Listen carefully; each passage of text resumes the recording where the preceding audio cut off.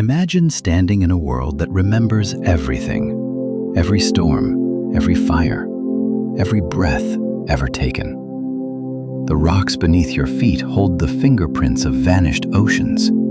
The ice above you traps the whispers of air from 1,000,000 years ago. And the sky, the same thin film that keeps us alive, carries the sum of every choice we've ever made. This is not just the story of the Earth. It's the story of how the planet learned to breathe, and how we, in all our brilliance and carelessness, learned to change that breath. From the first spark of life to the last echo of ice, from the birth of mountains to the rise of cities, every moment, every cause, every consequence is written here.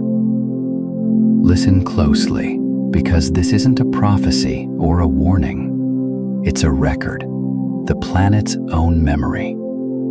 And it's still being written right now, with every breath we take. And so, we begin where all stories of Earth must, not with people or cities or even life, but with the planet itself learning to remember. The planet begins as a quiet archive. Stone remembers pressure and heat. Ice remembers wind and ash. Air remembers every breath that ever rose from water or leaf or fire. A slow drift over ocean and continent reveals shelves of memory that no hand arranged. At the floor of a warm sea, a city of coral keeps its ledger in limestone. Growth ring set upon growth ring, each line a whisper about temperature and light. In the shade of a bog, pollen settles year after year, a soft rain of yellow grains that seem meaningless until stacked into a column and read like a chronicle. High on a mountain, a glacier holds its tongue, blue and smooth. And within that cold gloss lie dust motes and soot specks pinned like insects beneath glass, each one a postcard from a vanished season. He walks this evidence room as if moving through a museum that never closes. He passes the rough pages of sandstone where ripples froze in place, the careful stitches of tree rings that widen and narrow with the patience of centuries. Through the ice shows specks of darkness scattered inside, soot grains that arrived from far away, paused thunder sealed into clarity. He maps the catastrophes without calling them by their names. In one, a great visitor from space scribbled with fire across the surface and left a winter that did not belong to any season. In another, the sea floor belched and the air thickened, and reefs dimmed as if a lamp had been turned low. In a third, the planet reconfigured the roots of its waters, and cold gained a new foothold where warm forests once thrived. In a fourth, continents drifted into unhelpful shapes, and currents faltered, and life that required steadiness learned what absence feels like. In a fifth, quiet and slow, creatures engineered the sky itself by learning new ways to bargain with light, and their success shifted balances that had seemed eternal. These are not fables or warnings. They are entries in the archive, written in the handwriting of sediment and ice. He lets the camera linger on the simple pieces, the everyday clues that a passerby might miss. A single grain of pollen under a lens resolves into a spiked planet, the fingerprint of a vanished meadow. A coral cross-section shows bands like a vinyl record, thick in years of abundance, and thin when the sea turned capricious. A thin slice of stalagmite glows under ultraviolet, turquoise for wet times, amber for dry, the cave marking each season as faithfully as a metronome. In the deep ice, a neat ladder of bubbles steps from the present into the deep past, and beside them sit the soot flecks, weightless and black, each a tiny story of burning. He refuses to hurry toward meaning. Instead, he attends to breath. The planet inhales carbon and exhales it.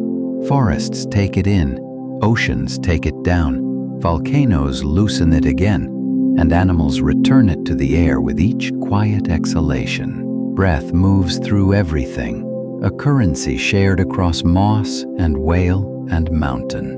When things go badly, breath keeps a tally. The archive preserves that ledger, molecule by molecule, ring by ring. He steps back and sees the threads as they cross, a dark ash layer that coincides with a tree ring that pinches inward, a coral band that pales at the same moment an ice core. The record keeps itself even when those who write upon it do not notice they are writing. He hints that another chapter is already being drafted, not in a neat hand and not in a linear line, but in scattered marks that will only later arrange themselves into a clear sentence. Seawater tastes slightly different along certain coasts. Permafrost sags where buildings expected firmness. The dates of blossoms creep forward in the calendar kept by orchards and bees. Storm paths learn new curves. None of these by themselves would merit a closing argument. Taken together, they murmur of acceleration, the way a river murmurs before it breaks into rapids. He withholds the mechanism because the archive itself has not yet finished writing this part, and because suspense can serve caution better than the illusion of a simple answer. The evidence room is vast enough to humble and intimate enough to touch. He leaves it without conclusions, only with a rhythm. Stone, ice, air. Ash, coral, pollen. Inhale, exhale. Mark, settle, seal. He carries that rhythm forward like a heartbeat and lets the frame close again on the soot inside the ice. A black mote afloat in blue crystal. Thunder on pause. Meaning postponed until the day the page is turned and the next entry is read. From the quiet archives of ice and ash, the story moves forward, toward the moment when light itself becomes destruction. It began with light that did not belong to the sun. A flicker at the edge of morning, bright enough to carve its own shadow, moved faster than clouds and burned through the thin skin of the atmosphere. In the archive of stone, this moment would later be pressed into a razor line of iridium dust. But for now it was only brilliance and silence, followed by a wind that arrived before its own sound. Across the planet, dawn became an act of erasure. Birds folded from the sky, the sea clenched, and every horizon turned white. The visitor from space met the Earth not as a guest, but as a verdict. The blow ripped the air into sound, flattened forests in concentric size, and her impact. Embers fell as fine ash snow. Rivers clogged with charcoal, and rain turned black, each drop a tiny mirror of the wider ruin. Creatures that depended on leaves found nothing but silhouettes of trees, and those that lived by sight stared into endless dusk. The world's great bodies, the slow, the proud, the enormous, were undone by scale. What once had been strength became burden. The earth kept shaking, slow pulses rippling outward for months. Volcanoes woke in sympathy, as if remembering what eruption felt like. Their smoke climbed into the same sky already dimmed by dust, sealing the lid tighter. The night now owned the world. Temperatures fell in uneven patches, sudden freezes followed by brief thaws that tricked life into wasting its last energy. Oceans heaved with strange currents, and coastlines rearranged themselves without ceremony. In the silence that followed each tremor, there was a strange calm, an interval between waves of chaos. Amid the blackened plains, water pooled in craters, steaming. Within those shallow basins drifted the floating wreckage of a prior age. Feathers, scales, leaves half turned to ash. But among them also moved smaller things, soft-bodied, persistent, invisible at first glance. They crept under fallen bark, burrowed into wet soil, clung to cave walls still warm from underground heat. Weeks bled into years. The thick air thinned. Dust settled like fine silt over everything, disguising the edges of ruin. The night remained long but not eternal. When light finally returned, it did so shyly. A red dawn filtered through haze, uncertain of its welcome. The world it touched was simpler now. Quiet plains where once there had been canopies, lakes where jungles had stood, bare rocks streaked with minerals newly exposed. Nothing that had been dominant remained untouched. And yet, from the margins, life resumed its slow arithmetic. In the cracks of stone, ferns unrolled their small green fists. In the shallows, tiny survivors flicked their tails, feeding on residue. Hard white glare of the old world, but a muted gold that bled through layers of dust and water vapor. With it came warmth, hesitant at first, then bold. Ice retreated from the equator's shadowed edges, and rain learned new routes. Where craters once smoldered, ponds glistened like unhealed wounds reflecting a young sun. Green returned, though not as before. The first sprouts looked unsure, their leaves pale and thin, but they multiplied with feverish discipline. In the silence left by giants, plants colonized everything. Scorched plains, crater rims, the ragged shorelines of freshly made seas. Spores drifted on winds that no longer knew their boundaries. Mosses wrapped themselves around cooling stones. Reeds rose in wetlands where forests had been vaporized. The color of life began to climb back up the spectrum, from brown to olive, from olive to deep emerald, until the world exhaled again. Warmth grew greedy. The planet tilted just enough to favor heat, and continents that had shifted in their sleep now wore unfamiliar faces. Mountain chains bowed lower, oceans stretched wider, and shallow seas flooded the spaces between. Currents flowed unimpeded, carrying warmth like liquid breath across the globe.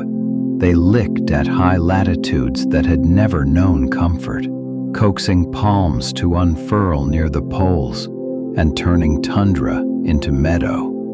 In places where glaciers once carved their mark, broadleaf canopies now swayed, their trunks mirrored in pools that never froze. From this new architecture of climate emerged creatures reshaped by abundance. Mammals that once hid in roots and burrows discovered the luxury of daylight. Their bones thickened, their lungs deepened, their gait became confident.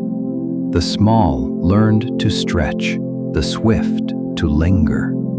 Horns branched, fur patterns brightened, and the steady pulse of reproduction rewrote scarcity into plenty. The Earth's soundtrack changed, no longer the crackle of burning forests or the rumble of collapse, but the rhythmic conversation of hooves, rain, and leaves. The air thickened. Imbalance. When warmth lingered too long, rain grew shy. Lakes drew back their edges, leaves thickened in defense. Some regions turned to savanna, where grass replaced tree and horizon replaced shade.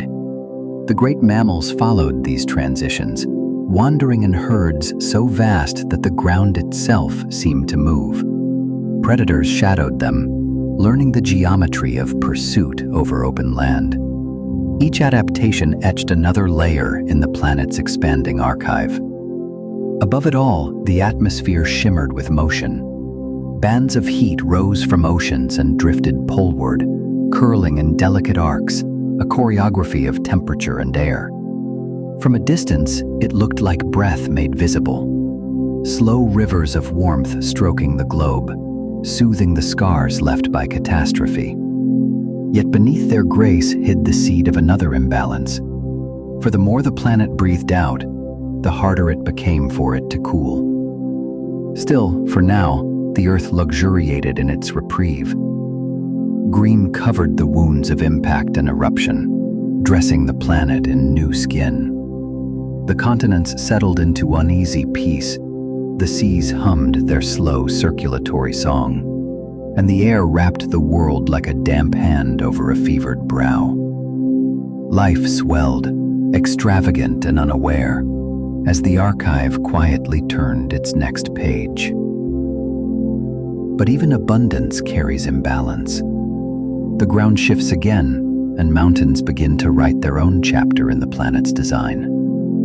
Stone moved again.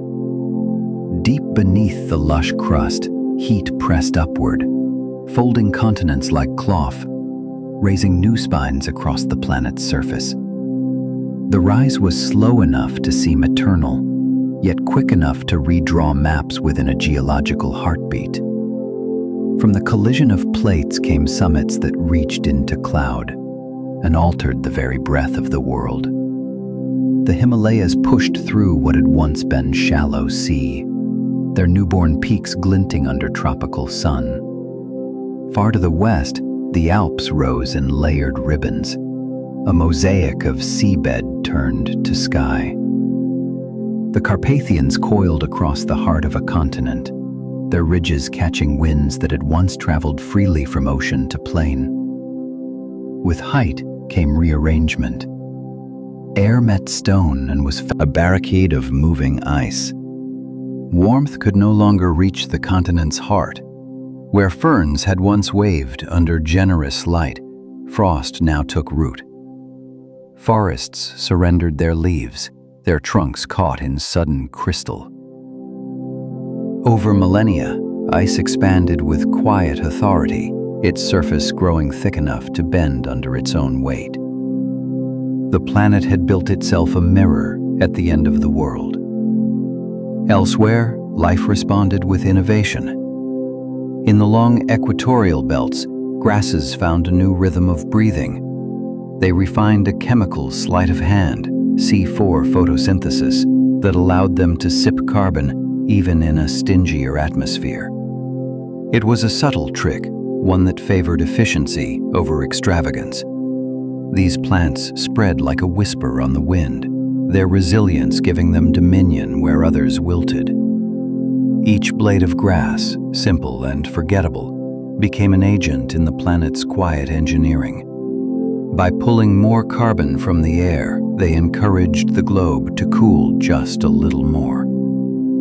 The change was unhurried, almost polite, yet its reach was vast. As mountain ranges grew and cold currents stabilized, the equilibrium of warmth began to falter. Clouds found new territories, monsoons shifted their loyalty, deserts learned to expand. The rivers that fed the inland seas shortened their journeys, leaving salt flats as their epitaphs. Even the color of the planet altered, from deep green and blue to a paler palette of tan, gray, and white. The long breath of heat that had followed the Great Extinction now caught in its throat. To the observer, it might appear that the world had found a single switch, a lever somewhere between ocean and mountain that, once flipped, commanded the climate. The towering ridges seemed to dictate wind. The circling current appeared to orchestrate ice. The industrious grasses looked to be the perfect accomplices. It was an elegant theory, one act of geology creating cascades of consequence. But beneath the simplicity lurked contradictions. Some regions cooled while others remained warm. Certain seas defied the pattern entirely, their temperatures rising even as glaciers thickened. The world resisted neat explanation, learned to run, and the plains become engines of breath and motion. Zambia, the New World, measured time in blades and hooves. Where forests once ruled with shadow and canopy, open land now claimed the horizon. Grasslands spread like quiet fire, unrolling from the tropics toward the temperate edges, weaving continents together with a living carpet. Each stalk was simple, unremarkable, but their sheer number rewrote the mathematics of the planet. Growth became faster, death quicker, and decay almost immediate. In that endless exchange, green to brown, brown to soil, soil to breath, the earth found a new rhythm. Wind crossed these plains like an invisible tide, combing the surface into ripples that mirrored the movements of ancient seas. The grasses bent and shimmered, their silver undersides catching the sun, making the ground itself appear to breathe. Beneath them, roots intertwined in vast networks, unseen empires gripping the soil and holding it against erosion. They stored carbon deep, traded nutrients with fungi, and stitched entire ecosystems together. Each root was a ledger entry, each leaf a fleeting spark of profit in the economy of sunlight. Animals followed the grass as if summoned. Herds materialized, tens, hundreds, thousands, hoofbeats rolling like thunder across open plains. They grazed not to destroy, but to maintain, clipping the green engines so that new shoots could rise again. Behind them came the scavengers, the insects, the decomposers that completed the circuit. Nothing lingered unused. Even the air above shimmered with the heat of respiration, the faint exhalation of millions of small lungs. The grasslands had become self-sustaining factories of wind and light, powered by motion and loss. Where trees once cast patient shadows, their line now receded. Forests found themselves cornered by dryness, their seedlings smothered by faster, hungrier neighbors. The savanna's design favored speed over stature. Everything that grew tall risked thirst. Everything that stayed low survived. Even fire became part of the arithmetic, burning through old growth, releasing nutrients, resetting the balance. Flames raced across the plains in ribbons of orange, and within weeks the same ground shimmered green again. Destruction had become a maintenance tool. The planet's carbon ledger responded to this new effect, the fine vibration of insects that measure time by temperature. In the still moments between storms, the prairies hum with a low static made of countless individual movements. Blades rubbing, wings beating, soil shifting. Light dances across the surface, breaking into waves of gold that chase each other over miles of open country. Every frame suggests abundance, every shot a kind of perfection born of repetition. It is tempting to see control here, to believe that the grasses, by their sheer persistence, dictate the climate. They appear to command rainfall, to temper the sun, to manage the balance between oxygen and carbon. Their green mass acts like a thermostat, adjusting the planet's temperature through collective breath. The illusion is elegant, comforting even. The viewer is drawn to imagine that life, at least once, found harmony with the air it depended upon. But harmony is a temporary illusion. Beneath the surface, shifts begin to murmur.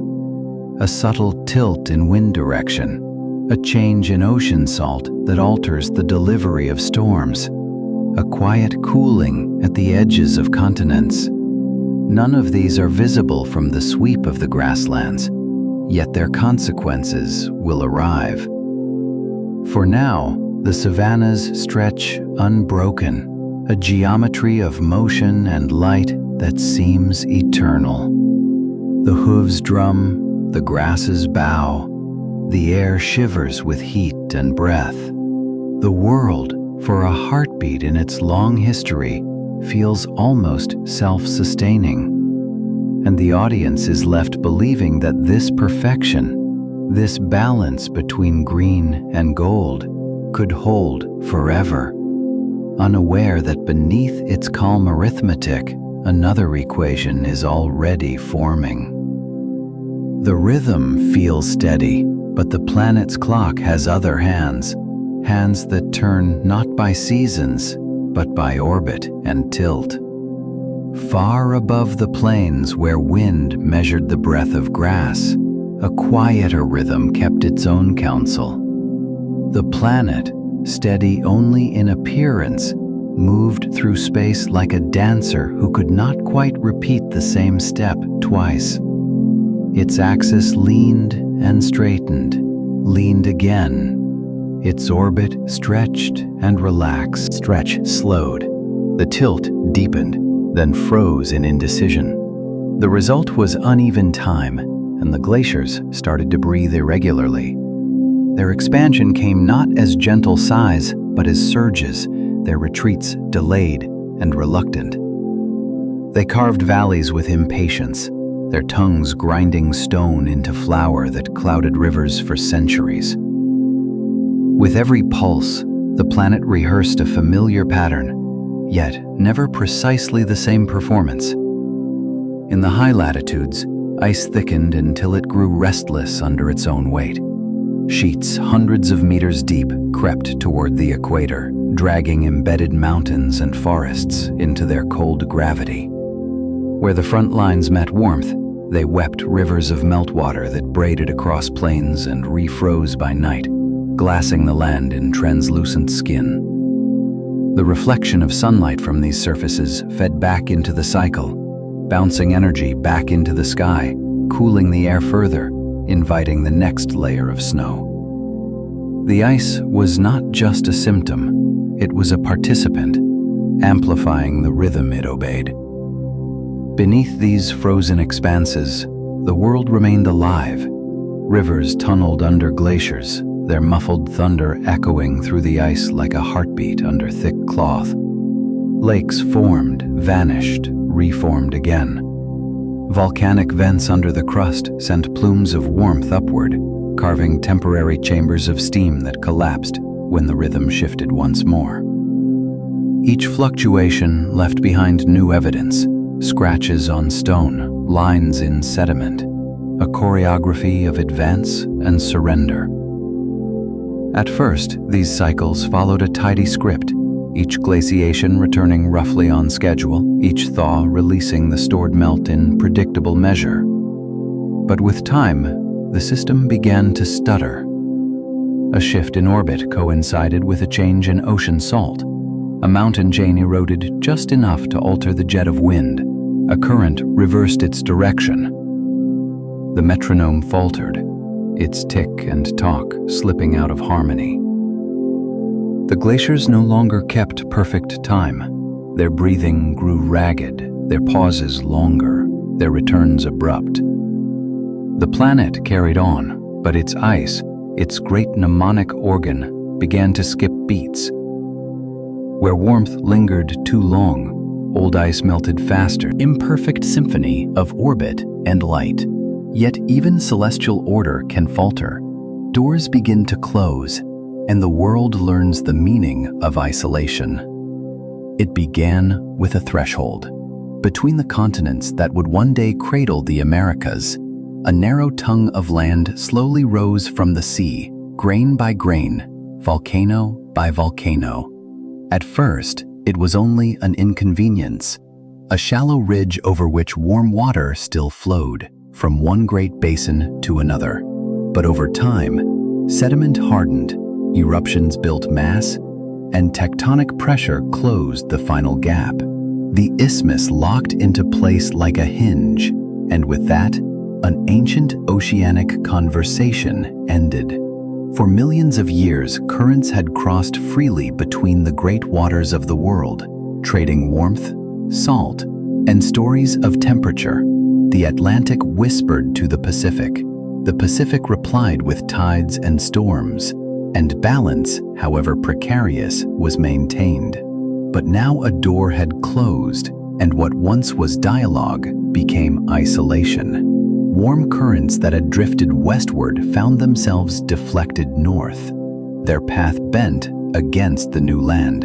The heat they carried began to pool in unfamiliar corners, reshaping the weather's language. Northward, the Atlantic began to churn with greater ambition. Its waters climbed toward the pole, meeting the cold breath of Arctic winds. The collision birthed storms of unpracticed ferocity and drew moisture into the heart of continents that had long been dry. Where summers once blended softly into autumns, new sharp edges formed, seasons that cut rather than merged. Winters deepened, summers flared, and the quiet moderation of the earlier world dissolved into contrast. To the south, the Pacific cooled, its surface robbed of warmth that no longer crossed freely. Its skies grew pale, its rains less generous. The once shared burden of heat was now uneven, and imbalance, though invisible at first, began to write itself into the planet's long memory. Far from the new land bridge, mountain chains stood as distant witnesses. The Andes rose like a spine to the west, while the Himalayas and the Alps, already giants, reached for more sky. These high places be altered. The Atlantic, now a self-contained engine, grew more ambitious, pushing warmth north and pulling deep cold water south in a perpetual exchange. This new circulation strengthened ice at both ends of the world, a paradox of heat feeding cold. The once stable feedback loop of evaporation and rainfall became skewed. Some regions drowned, others cracked. Forests found themselves in arguments with weather they had never known, and grasslands crept into new territory like cautious trespassers. To the creatures living then, the shift was unrecorded, invisible, a mere change in wind, a different timing of storms. Yet to the planet's larger ledger, it was a tectonic declaration. The locked door had transformed geography into destiny. As time stretched forward, the motif of thresholds multiplied. Rivers met deltas where tides no longer reached. The Arctic Circle gained fortifications of ice, thicker and more stubborn each century. Even deserts took on the geometry of division, ridges of sand marking the line between one climate's breath and another's. The Earth was learning the power of separation. From the quiet corridors of deep ocean, the planet's heart began to beat differently. Slower, heavier, deliberate. Heat now traveled through narrower routes, and every storm seemed to knock on a closed door, waiting to be let through. The world's equilibrium had not been destroyed, only rearranged, but the effect was profound. With one narrow bridge, the Earth had written itself a new rhythm, one that would soon summon longer winters, colder dawns, and the next great chapter in its frozen chronicle. Separation brings change, and change reveals fragility. When small forces shift, the pattern of ice and life begins to fracture. For a long while, the rhythm of ice and thaw held steady, predictable in its vastness, patient in its return. Then something subtle shifted. The planet's invisible armor, the magnetic field that guided compasses and deflected solar wind, began to waver. It did not collapse, only softened, its poles wandering like uncertain travelers. Particles that above. On land, the ghosts of older glaciers stirred again. Their former dominion had long since melted, but their signature remained, the smooth, scraped surfaces of continents where regolith once lay thick and forgiving. Now, as new ice attempted to advance, it found no cushion. Instead of sliding gently over its own meltwater, it gripped hard rock, dragging and fracturing, grinding deeper. The glaciers became rougher machines, moving slower yet cutting sharper. Each forward push tore at the earth, opening fresh wounds that exposed minerals long hidden from air. The very composition of dust changed, altering how sunlight scattered through the sky. This roughening of the world shifted more than landscapes. It rewrote feedback itself.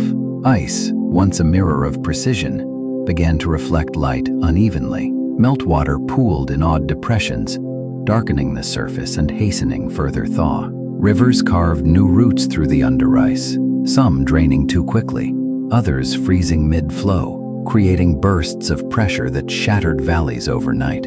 The elegant pattern of neat glacial pulses, the tidy breathing of the frozen planet, devolved into erratic fits. Instead of measured exhalations, the world now gasped, its cold drawn out in longer, harsher arcs. Each change seemed small on its own, a shifting field, a scraped surface, a bloom too early, a current too weak. Yet together they formed a network of influence, each hinge turning another. The planet no longer obeyed a single lever of cause.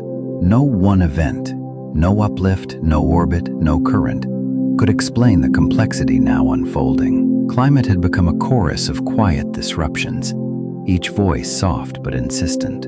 In the high latitudes, ancient mountains once buried beneath kilometers of ice emerged bare and wind-scoured. They glittered with frost under weak sunlight, sharp as new bones. Dust from their exposed flanks traveled far, settling on the edges of seas and deserts alike, a faint signature of the world's own erosion. Even the color of the air seemed altered, clearer, harsher, filtered through more particles of stone than before. The magnetic field continued its slow dance, the poles wandering farther apart before switching sides altogether. The planet's compass inverted, but life went on, indifferent to direction. What changed most was tempo. Ice no longer changes the sum of countless small hands turning invisible wheels. And so the camera pulled back to show the whole scarred face of the Earth, newly rough, newly exposed, its magnetic skin alive with drifting light. The air trembled with the memory of vanished seas, the ground with the weight of returning ice. Nothing broke outright.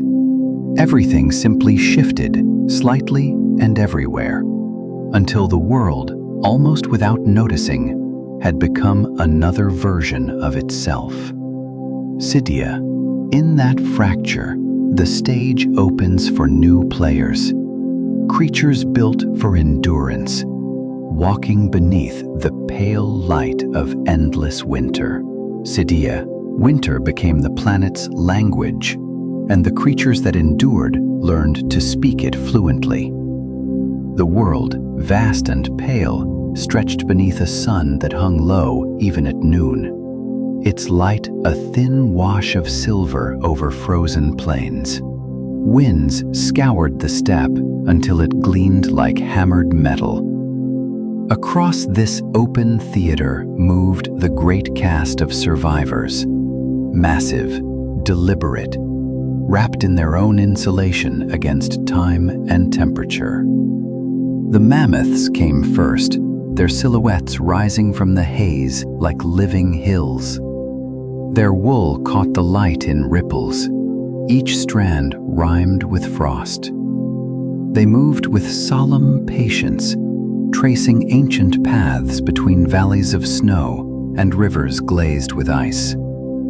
Every motion was an act of economy, the long trunk sweeping away drifts to uncover grass made brittle by cold. The tusks used not for battle, but for excavation. Around them, smaller creatures followed in measured procession. Wolves at the edges, ravens above, rodents tunneling below, each dependent on the labor of the larger. Farther north, the woolly rhinoceroses grazed in silence, their breath pluming into small clouds that drifted across their shoulders. Their hides bore the scars of frostbite and rivalry, thickened into armor against wind as much as against teeth. They had mastered the rhythm of scarcity, storing fat not as luxury, but as currency, for months when the world withheld its green. their horns dulled in footprints. Who had passed? Who had failed to return? The air held a scent of iron and smoke, the residue of survival. Everywhere, life had become a negotiation between energy and endurance. Fat replaced speed. Fur replaced camouflage. Size replaced subtlety. Even the air was slower, thicker, as if sound itself had cooled. The steppe shimmered with mirages of movement, herds migrating, predators trailing, scavengers waiting. The landscape, empty to the eye, pulsed with invisible arithmetic. How much heat to keep, how much effort to spend, when to move, when to wait. At the edge of the ice, the rules tightened. The glaciers loomed like frozen continents, their cliffs glowing blue beneath a dim sun. Meltwater trickled in brief, defiant streams before freezing again. Along these borders, the great herds hesitated. The line between life and wasteland was narrow, shifting daily. Here, bones accumulated, clean, wind-polished relics of miscalculation. Still, the living pressed forward, driven by instincts older than climate. The seasons, though meager, still turn. Spring arrived as a rumor, marked not by flowers, but by slightly softer winds, by the creak of thawing rivers. In these brief intervals, green burst forth with desperate speed, and every creature ate as though to memorize the taste of abundance. Summer was a fleeting fever, gone before it could be trusted. Autumn returned with knives of wind, sharpening everything that had survived. The camera drifts through these scenes, the slow tread of mammoths, the silhouettes of wolves against snow, the curved spine of a rhinoceros outlined in frost. It lingers on textures, the steam rising from nostrils, the glitter of hoarfrost on fur, the muted thunder of hooves muffled by powder. The world feels vast yet inhabited, silent yet full of breath. And then, amid the procession of giants, a smaller fire flickers. In its glow, a figure sits, fragile beside the immensity of the landscape. A shadow wrapped in animal skins, hands outstretched toward the warmth. Around this fire, bones have been arranged, tools shaped from ivory, pigments smeared on stone. The figure is nameless, its face of the world changed again. What had been ocean became plain, ridged with salt and scattered with the bones of things that once swam. The tides retreated far enough to reveal corridors between continents, broad, glistening avenues of mud and stone. Across them, life began to move, first by instinct, then by choice. The air, crisp with cold, carried the smell of kelp and silt, and the echo of waves lingered over paths that would soon be footsteps. People came not as conquerors, but as travelers, following the slow call of hunger and horizon. They moved in small groups, carrying light fires and heavy memories.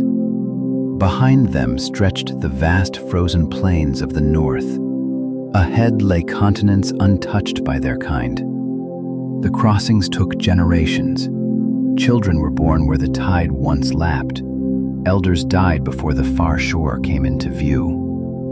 The land bridges were not mere routes, they were entire worlds, transient and fragile, existing only in the brief pause between glaciations. The camera does not seek faces.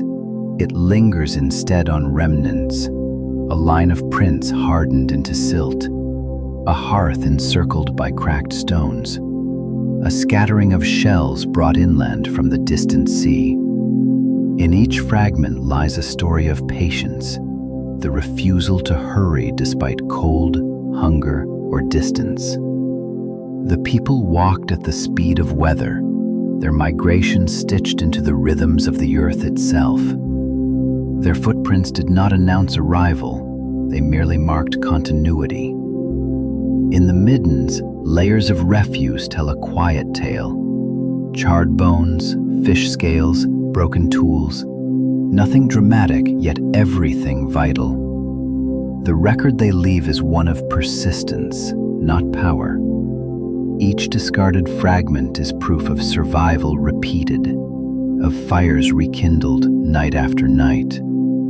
The archaeology of patience. The planet, meanwhile, adjusted its balance. The weight of ice still pressed down the continents, but with every melted ton, the crust rebounded, lifting coasts and deepening seas elsewhere. As people moved across the exposed shelves, the world beneath them shifted slowly upward, reshaping itself even as they walked, mirrored faintly in the frozen marshes that would one day flood again. The sense of motion was constant yet unhurried, the journey not toward domination but diffusion. And when, centuries later, the ice began to melt anew, the waters rose to reclaim their corridors. The land bridges dissolved beneath gray waves, leaving only islands and myths of connection. Yet by then, the crossings were complete. People had settled in every direction the sea had allowed them to reach, scattered thinly but thoroughly across the skin of the earth. Their numbers were small, but their persistence was infinite. The camera ends not on a face or a discovery, but on the slow closing of the door they had passed through. The tide returns, unbothered, rolling over the paths of migration, smoothing the prints, and folding the evidence back into itself. What remains are patterns, char, footprints, middens, quiet records of a truth older than civilization. That endurance, not force, reshapes the world. Strength may falter, but distribution endures. Haste fades, but patience leaves a trail wide enough for time itself to follow. The migration's slow, the rivers stay. Civilization takes its first breath from the lungs of the earth. The new continent shimmered under a thin sky, its color neither gold nor gray, but something between, an endless, sun-baked tone that blurred edges and distance. The air itself seemed to hum, dry and taut, carrying the scent of resin and dust. Here, rain was an infrequent visitor, and plants grew with the wary posture of survivors. Leaves turned narrow, bark thickened, roots ran deep in search of water that hid beneath stone. Everything had adapted to waiting. And in this waiting world, fire arrived, not as disaster, but as instrument. At first it came by chance. Lightning fractured the horizon, striking grass cured brittle by months without rain. Flames crawled low and quick, feeding on fallen branches, clearing what could not move. Animals fled in silence, their instincts older than fear itself. When the fires died, the earth seemed wasted, lying deliberate. In this chapter, the world looked momentarily manageable. Fire had become a blunt tool of abundance, a means to coax life from fatigue. The soil stayed rich, herds fattened, seeds sprouted where the ash cooled. To watch from afar was to see harmony disguised as violence, a planet learning self-renewal through flame. But every success carried an unseen cost. Slow giants, the ancient trees that had stood through ages of drought and storm, found themselves cornered by this new rhythm. Their thick bark and deep roots, once shields, now became burdens. Young saplings, unable to mature before the next burn, withered. Forests thinned, their canopies opening to light they had not known for centuries. Birds lost their nesting places, shadows vanished from the underbrush. The continent's pulse quickened, trading endurance for productivity. The slow fell out of time. Wind began to carry more than dust. It carried memory. Ash lifted from one valley to fall in another, a gray migration that blurred the border between creation and ruin. The air tasted metallic.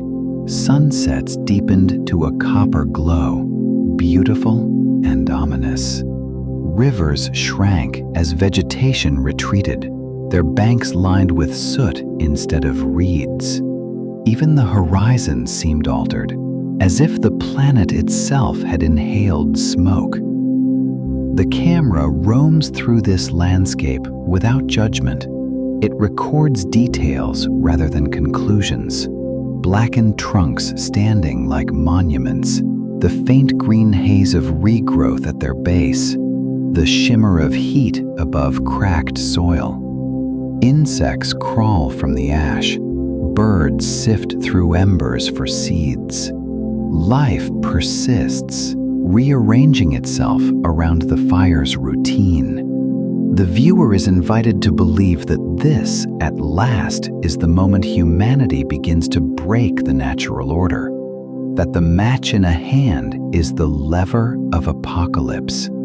The evidence feels convincing: the speed of transformation, the spread of flame, the silence that follows. But this is the false solution, the comforting clarity of a single cause. The truth still hides behind the shimmer of heat. For while humans guided ignition waiting in the ice, Tybe ice began to let go. It did not melt all at once, nor did it vanish quietly. It exhaled, slowly, unevenly, a long sigh that reshaped the world. Rivers broke free from centuries of confinement and found their old beds again, rushing with meltwater thick as milk. Valleys once sealed under white armor softened to green, their slopes streaked with rivulets and fresh soil. The air grew wetter, heavier, alive with scent. What had been silence turned to the murmur of insects and the music of thaw. The retreat of ice was not only a change of landscape, but a rearrangement of time. Seasons returned to places that had forgotten them. Spring lingered longer, rain fell with purpose, and the earth felt young again. Across continents, grass spread over plains once scarred by glaciers. Forests rose from seeds carried long ago by wind and bird. Lakes formed in the deep scars of ancient ice, mirroring a sky no longer pale with cold. The human story, until now written in motion, began to slow. As the glaciers withdrew, they fed great rivers, arteries of melt that pulsed with dependable rhythm. Along these waters, life found predictability, and predictability bred permanence. The Nile, swollen each year by distant snow, spilled across its banks and left behind thin layers of silt, dark and rich. In the narrow green corridors along its edges, people learned to wait rather than wander. They shaped channels and walls to hold the flood, turning its wildness into routine. Far to the east, another river system breathed the same lesson. Between the twin currents of the Tigris and Euphrates, mud settled into a memory of abundance. Seeds scattered there grew into golden patterns. Grain ripened under the measured sun. What once was foraged became planted. What once was consumed immediately began to be stored.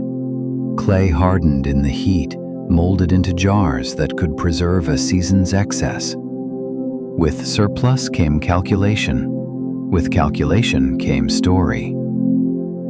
The world, newly stable, invited structure. Villages appeared first as clusters of shelters near fertile scattering seed, a jar sealed with straw, a child tracing symbols in wet clay.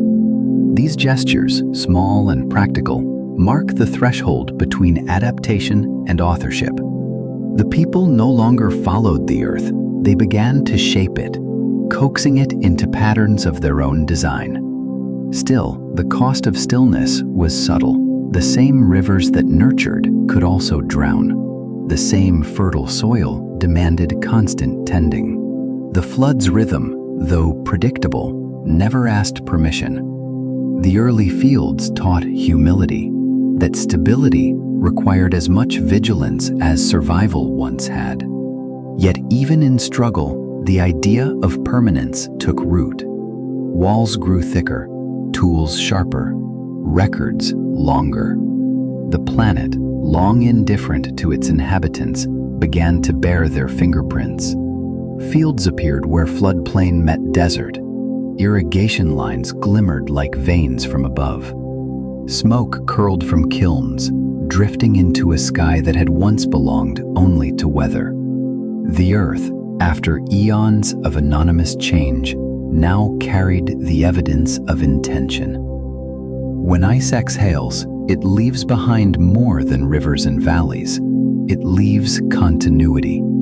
The last breath of the glaciers settled into the rhythm of agriculture, and the slow thaw of stone into soil gave rise to something colder and more enduring: civilization. The world, at last, accepted that it would never again be untouched. Permanence feels secure, yet beneath its calm surface, the world's engines are already turning faster.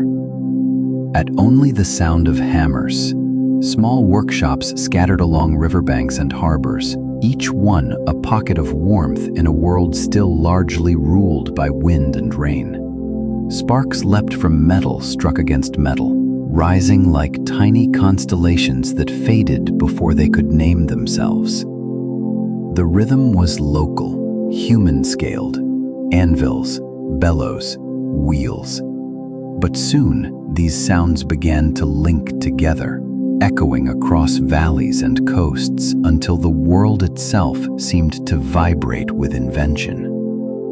Smoke, once the private language of hearth and kiln, began to learn discipline. It no longer drifted lazily from scattered fires, but rose in vertical allegiance. System. By midday, the air above the city has thickened into a single living organism. Steam rises from every roof, mingling with smoke to form slow-moving clouds that barely drift. Horses pull wagons heavy with bricks, barrels, and iron, their breath visible in short, disciplined bursts. Alongside them, a new creature appears: engines on wheels, coughing heat, their rhythm erratic but eager. The streets fill with layered exhalations, visible only in winter light: coal smoke, breath, exhaust, and the steam of the river itself. Factories hum like vast insects, their vibrations passing through the ground into nearby houses. In one corner, glassworkers bend fire to their will, drawing light from molten sand. In another, shipwrights hammer planks into hulls that will carry cargo across oceans now mapped by precision rather than curiosity. The city grows outward and upward, its lungs expanding with every new chimney. By evening, the haze thickens into a strange dusk that defies sunset. Lanterns glow within it like underwater light. Rain, when it falls, carries soot that streaks the stone in black veins. The citizens move through this weather as if it were natural, their clothes dusted with fine ash, their lungs adjusting to the taste of combustion. It is not yet recognized as cost. It feels like progress, the planet inhaling differently, faster, louder. The numbers, though unseen, begin to accumulate. Each cartload of coal turned to smoke, each forge that burned through night, each new machine that ate and exhaled the same carbon breath. All of it added up to invisible mountains. The air became a storage place for consequence, a new kind of archive that required no shelves or sediment, only time. The camera steps back. The city fades into the wider world, ports glowing like embers along coastlines, railways carving black lines through fields, ships crossing oceans with trails of smoke that dissolve into cloud. A single day in one city becomes a century everywhere. What began as local invention has become planetary habit. And then, without warning, the frame cuts north. The hum of furnaces gives way, tilted a few degrees. Fences leaned, door frames twisted just enough that latches no longer met. People blamed poor construction, thawing snow, a wet season. But what they were standing on was older than memory. Soil and ice braided together since the age of mammoths, and now it was loosening its grip.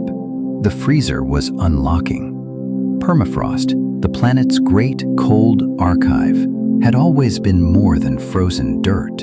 It was a library of breath, sealed for tens of thousands of years. Roots, peat, bones, and the gases of ancient decay compressed beneath a permanent frost. Now, warmth seeped downward through seams opened by rising air and shifting seasons. The topmost layers grew slick, then spongy, then collapsed entirely, revealing dark hollows that breathed vapor. What escaped was faintly sweet, almost metallic, the smell of time awakening. Villages built on once solid tundra found their geometry failing. Power lines slumped like wet rope. Airstrips rippled and cracked. Entire neighborhoods sank into the slow, uneven melt. The thawing earth did not yield like mud. It behaved like something alive, pulsing and unpredictable. Lakes formed where none had been, then drained overnight through invisible tunnels. Forests began to tilt. Their trees canted at impossible angles, roots grasping air. It was as though the ground itself had begun to remember its fluid past. Out at sea, the rhythm of ice broke its pattern. The sheets that fishermen once read like calendars became erratic. One season they arrived too late, the next too soon. Nets set beneath stable ice snapped under shifting pressure.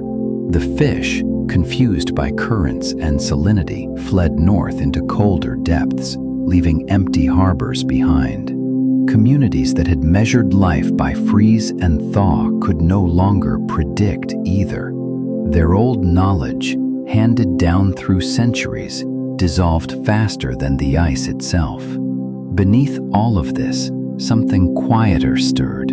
As the frozen soil softened, it began to exhale.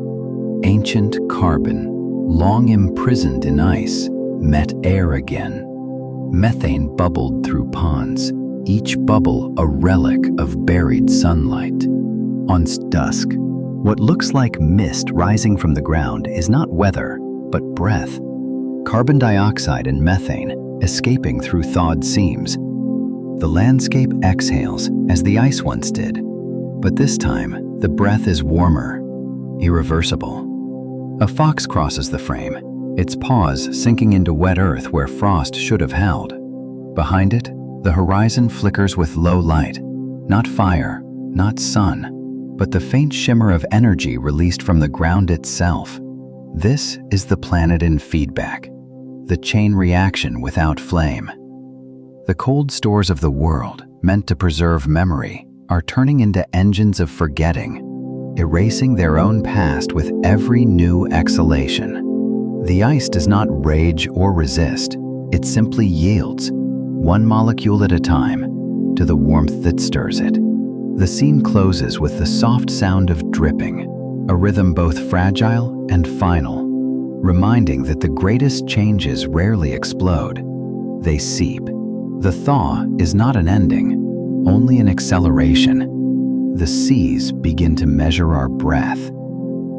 The camera opens on stillness. No storm, no chaos, only a city half dreaming beneath a heavier sky.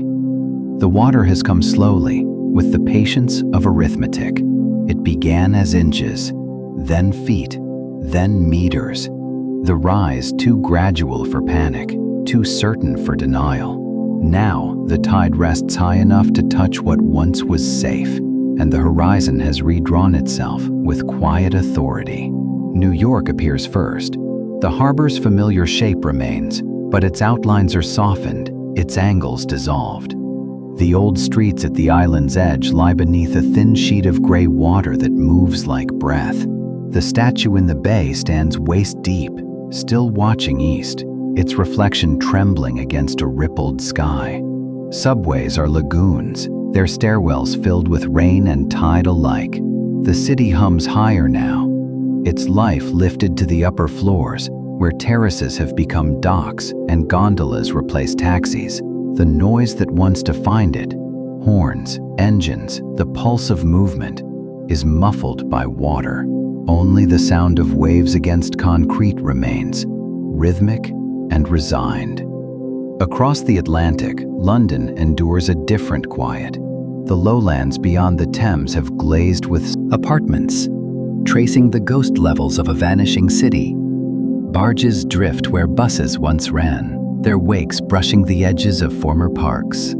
The air hums with moisture, rust outlines every railing, and humidity carries the faint scent of salt and time. The camera does not hurry. It moves through these places as though documenting a natural history rather than a catastrophe. Fish flicker in subway tunnels.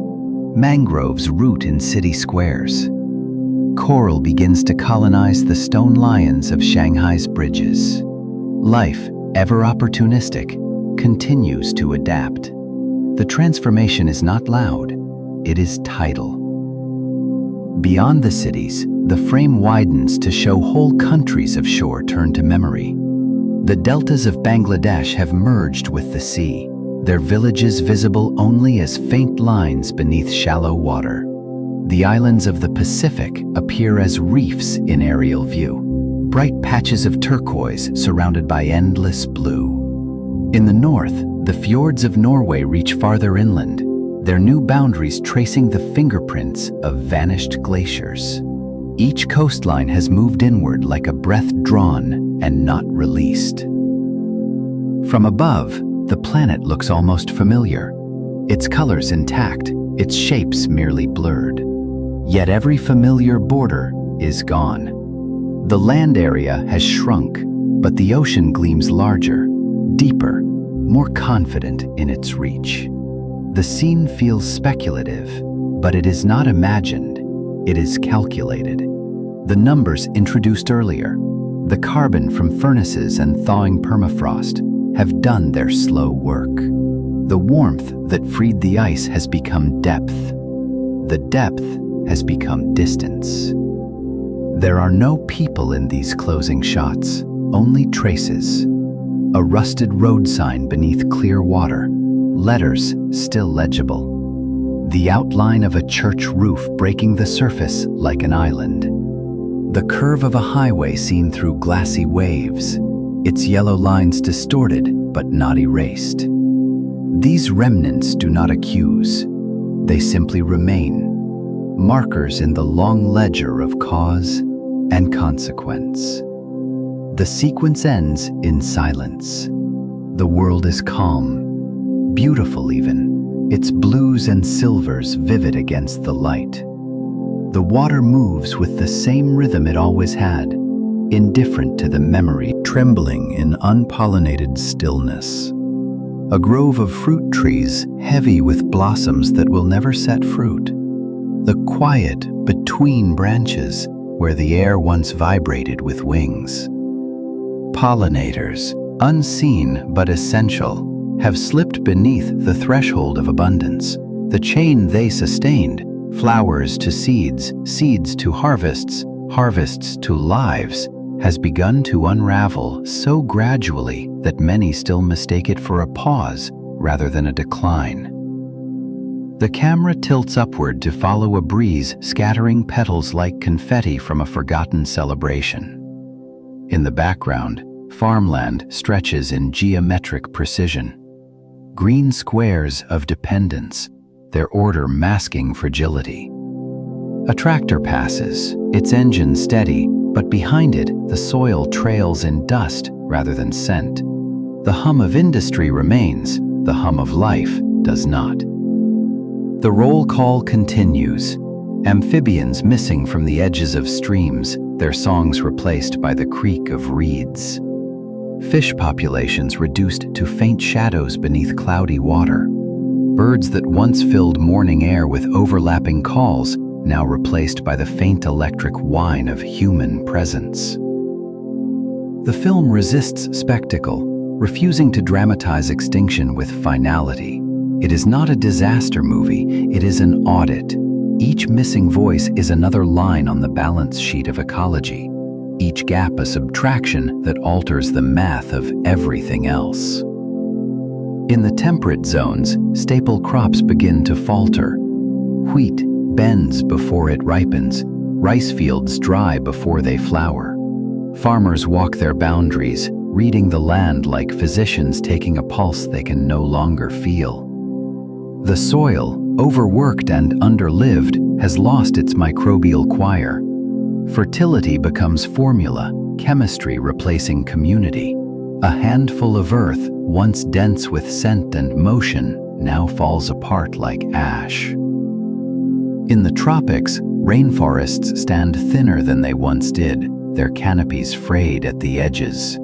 A single tree still rises tall, but without its neighbors, its roots dry in isolation.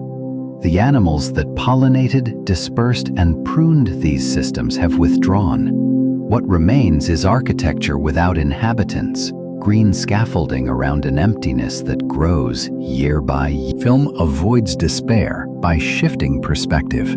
It shows how networks respond when their threads fray. In the absence of bees, wind begins to take up the work of pollination. Some grasses, designed for flexibility, thrive. In empty lakes, new microbial colonies form, rebalancing what was lost. The earth, though diminished, keeps recalculating. Its resilience is neither graceful nor infinite, but it exists. Still, the tone remains accounting, not elegy. Numbers appear briefly on the screen. Rates, percentages, estimates, but dissolve before meaning can settle. The narration, sparse and factual, notes that loss is cumulative, compounding like interest. Each missing species increases the debt owed by the rest. The system pays it in instability, drought where rain should be, blight where growth should come, silence where song once carried. The final image returns to that first meadow. The flowers have withered, their stems stiff and pale. Wind passes through them with a sound like soft paper turning pages. A single butterfly drifts into frame, slow and uncertain, searching for what is no longer there. It lands, folds its wings, and waits. The frame holds. The page of the ledger remains open. Every absence is a signal. To understand it, we must pull back and see the whole, the braid of all causes entwined. The story circles back on itself, as all histories do. What seemed like conclusions begin to unravel, threads revealing the pattern beneath. The camera moves slowly through familiar scenes. A crater edge grown over with moss, mountain ridges veined with ice, ancient grasslands yellowing in wind. Each is both cause and effect, question and answer. The voice that once named them with certainty now speaks softer, acknowledging what was missed. The asteroid had ended an age, yes, but not by itself. Its violence was the spark, not the fire. The cooling and warming that followed came from the Earth's own feedbacks. Oceans breathing differently, forests kindling and collapsing in rhythm with the sky. The impact was one gesture among many in a dance that never truly. Milankovitch's metronome had indeed kept time for the breathing of ice. But the tempo changed when other players entered. Tectonics shifted the positions of continents. Volcanic plumes added accents of ash. Biology adjusted the tone. The rhythm was never simple, never mechanical. The celestial dance provided timing, not meaning. The isthmus, that narrow hinge of land, had locked one ocean from another and rerouted heat, yes. It had ushered in colder ages and sculpted new patterns of wind. But its influence, too, depended on the company it kept, on mountains that caught the moisture it redirected, on currents that learned new routes, on living organisms that adapted to both. The door it closed was only one of thousands the planet opened elsewhere. Industry, the latest and loudest act, had seemed to claim authorship of change. The smoke rising in disciplined columns, the engines breathing in unison, these had appeared to be the final proof of human dominion. Yet even here, the truth resists simplicity. Humanity did not invent the chemistry of heat. It merely accelerated what the planet had long rehearsed. The carbon that now thickens the air was ancient breath released prematurely. Time itself sped up through ambition and convenience. The camera weaves these strands together, a montage of rock, plant, sky, and flame. Each thread glows briefly before merging into the next. The narration describes not chaos, but braid. Celestial timing, tectonic choreography, biological innovation, and human combustion intertwined.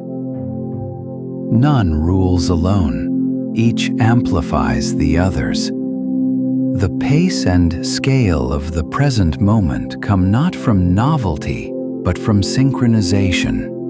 All the old forces aligning, overlapping, accelerating together. The film refuses judgment. It offers perspective instead. It shows that the Earth has never been static, never controlled by a single mechanism. The illusion was always simplicity, the comfort of believing in one cause, one villain, one switch. The truth is layered, recurrent, wait and wonder. For the story of the Earth is also the story of us. The story closes where it began, in the archive of the world. Stone, ice, and air wait in silence, the same shelves of memory the camera first walked through. But now the evidence reads differently. What were once abstract layers, dust and ice, ash and sediment, tracked breath in bubbles, speak clearly, each line the translation of consequence. The planet's handwriting has not changed, only our fluency has. Ash lies folded in the strata like punctuation marks, pauses in the long sentence of time. Each dark seam tells of fire, some born of volcanoes, others of industry, others still of forests burned by intention or neglect. Ice keeps the quiet record of these flames, its blue veins carrying trapped air that whispers of centuries. And breath, the invisible script of all living things, moves through it all, a ceaseless current connecting what once seemed separate. The camera retraces its first steps through this evidence room, a grain of pollen under glass, a coral cross-section striped like a heartbeat, a cylinder of glacier ice glowing with trapped bubbles. But this time, the view is layered with recognition. Each specimen is no longer a curiosity, but a ledger entry, a witness. The archive is not passive, it is alive, inhaling our age as we speak. The narration does not accuse, it measures. It names patterns rather than culprits, scales rather than sins. A single spark, a single engine, a single factory. Each would vanish into insignificance. But choices multiply when billions repeat them, and together they become climate, ocean, wind. The lesson is neither guilt nor absolution. It is arithmetic. Agency is not the act of one hand, but the sum of all hands at once. once. The camera leaves the shelves and steps into the open air. The same rhythm unfolds as before: stone, ice, and breath. But now the breath is visible, shimmering faintly in the light above warm cities. The world's great rivers reappear like returning characters. The Nile, steady and eternal, reflecting the sun as it threads through the green of its floodplain. Mesopotamia's twin rivers looping through fields that once defined civilization. And soft whites, the colors of breath and memory. The atmosphere appears as a thin line, delicate, luminous, impossibly small compared to the body it protects. A soft animal of air, fragile but alive, wrapped around stone and ocean like skin around bone. The final voice is almost a whisper. It does not offer prophecy or promise, only proportion.